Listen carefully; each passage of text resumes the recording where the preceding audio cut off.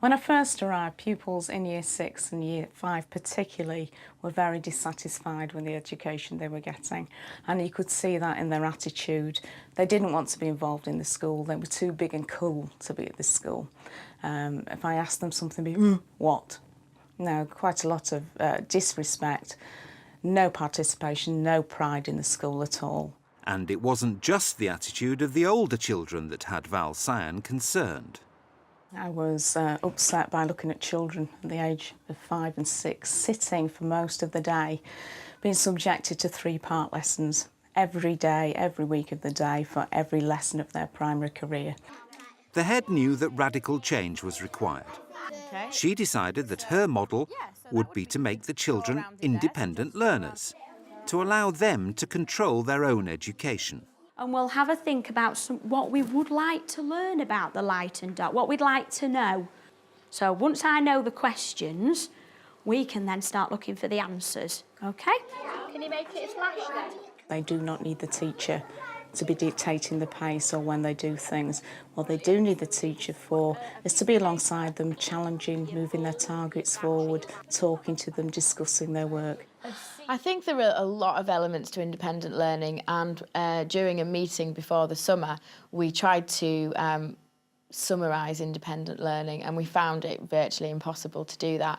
But I think for me, the way I sort of view independent learning at this school is giving the children the opportunity to work in a way where they can excel and work in a way which they enjoy, and therefore will do the best they can. So not just asking the children to write most of the day and draw a little bit of the day, but to think for themselves and work out themselves what is their strength and what are their development points, and to work towards their strength, but also to keep working with the development points as well. Oh, that's a good question. I'm going to put that one over here.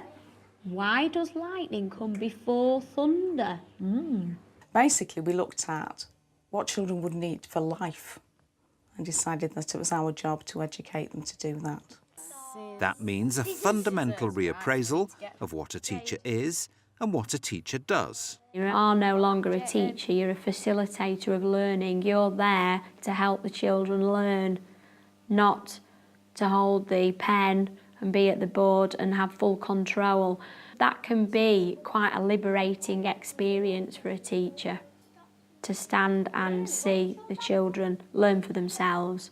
Change on that scale can be difficult to implement, with understandable resistance from staff.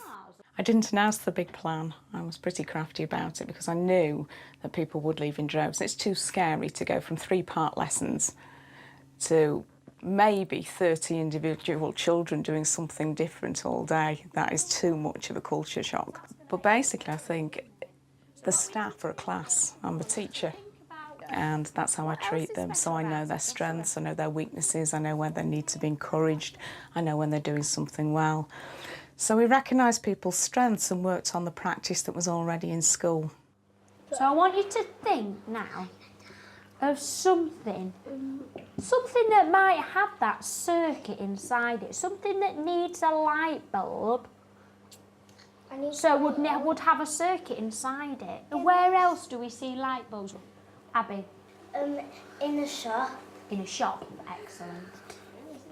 So how did the staff react to the death of the 3-part lesson and handing control over its replacement to the pupils? As teachers, we're renowned for running a strict, very structured day, very structured life in a way. Because of the job that we do, work starts at a certain time, playtime is at a certain time, and everything is very structured. We do literacy in the morning, we do numeracy in the morning, we do PE in the afternoon, and the national curriculum created that really, as individualised learning creates flexibility and change, constant flexibility, and that can be something that's quite a scary situation to be in, and it's just allowing it to happen. Right guys, our minute is up. If you want to sit and listen back. Right, I've heard some very, very good ideas. That's right, yeah. And what about the pupils? They can be as conservative and change-resistant as any teacher. I think the children have surprised themselves, actually. When I first started this, we literally were on national curriculum for one term, came back after the holidays, and we were on individualised learning. The whole curriculum was turned upside down in a way. And there was one particular child that literacy was the remark as the text came out on a Monday morning. And by the end of the year, when we finished a topic about fairy tales, was absolutely bowled over, completely taken over by this topic, to the point where he'd made a gingerbread man for his homework and brought it in as an example of a fairy tale. And just to see somebody love learning is a fantastic experience. As we saw in the previous programme, the changes have been achieved successfully. The school's gone from a satisfactory Ofsted to an outstanding Ofsted, a remarkable shift in fortunes. But it didn't happen overnight, and it didn't happen easily. No, it hasn't been plain sailing. You can imagine the first time you offer 30 children almost a free rein. You get the children who complete nothing over 3 days. They're wandering around having a great time but not actually doing anything. And then you've got the perfectionists who will choose to do their favourite activity first, and it will take them hours and hours to do. You'll have the children who put off their least favourite activity to last and never get round to it. That is absolutely brilliant. Can you now put some labels on the word bulb and a battery and a wire? They're on the board if you need them. But usually that takes about 5 weeks, because as the teacher gets to know those children, he or she can pull them in and say, come and work with me, or I advise you to do that task first because we know you don't like that one. Until after a 6 week of maybe uncomfortable time, the whole class is up and running. And then what you have after 6 weeks is 29 other educators in the room. You've got a list of resources around you, and you become the facilitator. Whereas for the first 6 weeks, you are the manager in that classroom, trying to organise 30 individuals doing their own thing. And I can imagine after 3 weeks, you could be at the point of, tearing your hair out, thinking this just isn't going to work. Right, guys, so if you're doing your non-fiction booklets, would you like to go and get everything you need and carry on with that from this morning? If you've chosen to do the patchwork quilts, can you guys stay on the carpet? Because Mrs. Lauder's got a story she wants to read you before you start your work. And if you've chosen to do the Indian Rangoli design, I'd like you to move over there. One other big change at the school, which underpins the independent learning ethos, is to its behaviour policy. A strict, even rigid policy is seen as essential if the freedoms enjoyed in the classroom are to flourish. I think the discipline is absolutely crucial. That a teacher needs to be able to bring the class back whenever they need to, whether it's to give further instructions, whether it's to talk about something a child's done really well, give some information, give some advice, whatever reason. The teacher needs to stop the class. The teacher needs to be able to be 100% sure that that class will stop when they want them to stop. You can work on the table, you can work on the carpet, it's up to you this afternoon, OK? Away you go, guys. Now, if you have clear expectations and you communicate those really clearly and children are succeeding in following them, then you can build relationships as well. And when you've built relationships, you've got better behaved children, and when you've got better relationships, you can trust children to do more, and you can trust them to make choices about their learning when it comes to individualised learning.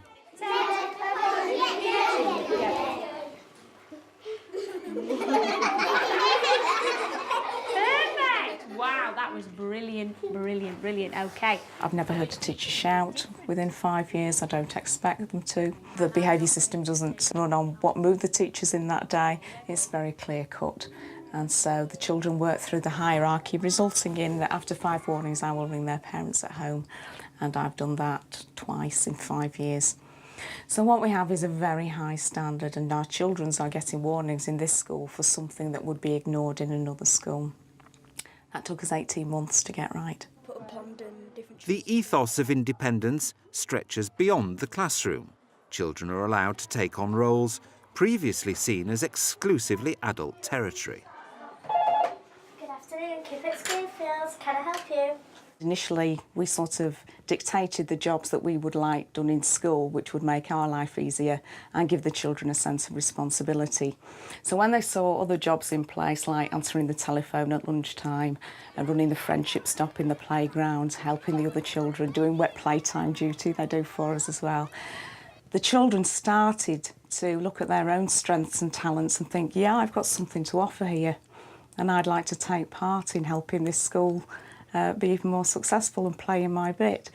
So the children come with their ideas, they have to plan them all out, tell me exactly what they're going to do, how they're going to run events, their behaviour management, the sort of expectations they're going to have. They will be trained for 1 or 2 sessions and then they'll do what teachers do, they have to be watched to see how they manage and lead the group. And then after that, they've got a free rein and they do it so competently. I am so proud of the input that children put into this school. Perhaps the ultimate example of the independence granted to children at the school is the Lunchtime ICT Club. It's run by Year 6 pupils and there are no teachers present. Today we're going to be learning a new topic about animals and plants and things like that. That is just the fantastic culmination of the sort of things that go on in this school. Like I said, the emphasis is on real teamwork and education isn't something that's done to our children. They take part in the whole system. So again, we've worked really hard on climate and ethos and culture within this school. The children know they've got a significant part to play.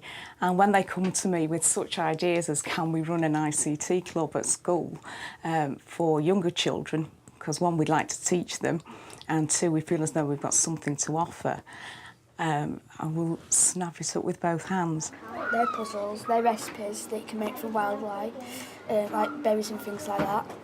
That's things that you can make when you print it off. That's what you can colour in when you print it off, and they're the games that you can play online.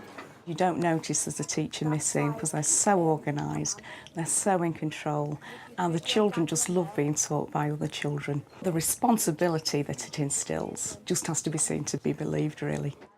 I'm like part of it and I get to help them and everything, and I like helping people, and I like going on, I like doing computer and things, and I'm really good at it. In my classroom, if you need to put your hand up and go to my teacher and talk, but they come around so you all get a chance to do what you want to go on. I think not a week goes by without me being moved to tears for their contribution and their attitude.